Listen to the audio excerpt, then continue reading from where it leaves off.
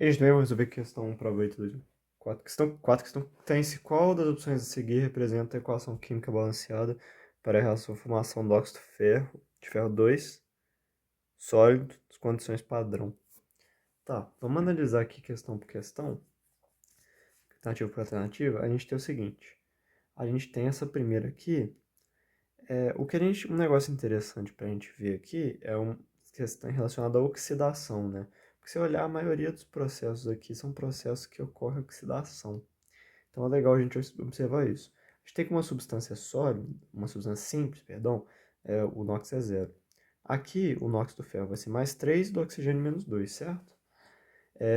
Aqui ele é mais 2 e aqui menos 2. O que acontece? Geralmente, quando você tem uma reação com o ferro ele vai sempre tender a oxidar. Não sempre, né? Mas na maioria dos casos ele vai tender a oxidar. Nesse caso, se você olhar, ó, tem um ferro que está reduzindo. Esse ferro aqui, ó, está reduzindo, certo? Ele está indo de mais 3 para mais 2. Ele indo de mais 3 para mais 2, por ele estar reduzindo, geralmente essas reações não acontecem espontaneamente, porque a tendência do ferro geralmente é oxidar. Lógico que provavelmente vão ter condições que essa reação pode acontecer, mas na maioria dos casos não vai ser isso aqui que vai acontecer, certo?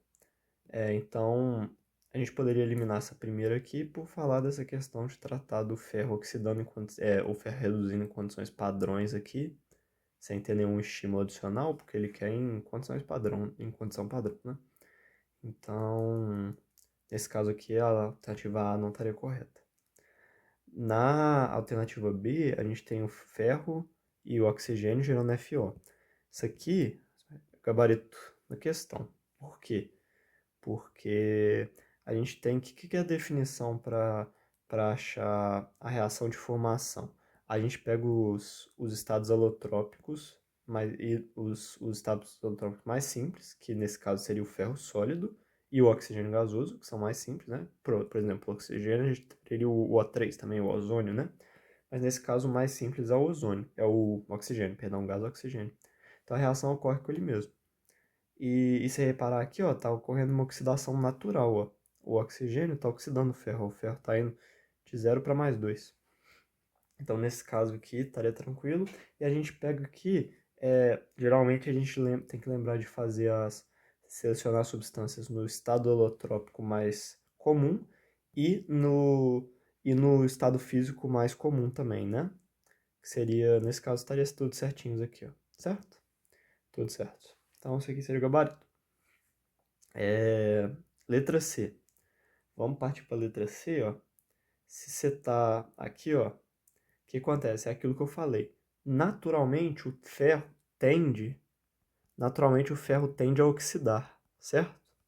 Ele tendendo a oxidar, se reparar, isso aqui é o processo reverso da oxidação. Aqui ele está mais 3, aqui está mais 2. Você pode ver que é exatamente o contrário. Se isso aqui fosse ao contrário, se, por exemplo, se os produtos fossem os reagentes gerando isso aqui, muito provavelmente essa equação estaria certa. Mas nesse caso aqui não tá, porque você percebe que naturalmente, na maioria dos casos, o ferro vai tender a oxidar. Nesse caso que ele está reduzindo. Então não é. E aqui tem uma ação interessante aqui que a gente pode analisar para ambas essas alternativas aqui. Que geralmente quando que o ferro oxida sob O2, certo? Geralmente ele precisa de O2 para oxidar. E CO, você pegar o gás na atmosférica, né, tem muito CO2, perdão, e tem um pouco de CO também, né? Mas se a gente tiver o CO2 aqui, o CO2 não vai tender a oxidar. Ele não vai ser um agente redutor assim, tão forte, mas ele vai tender a reduzir mais do que oxidar, né?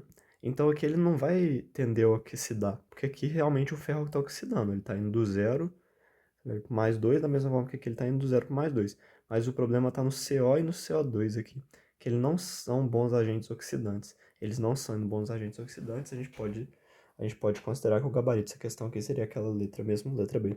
Então, espero que você tenha entendido. Muito obrigado. Muito obrigado pela atenção.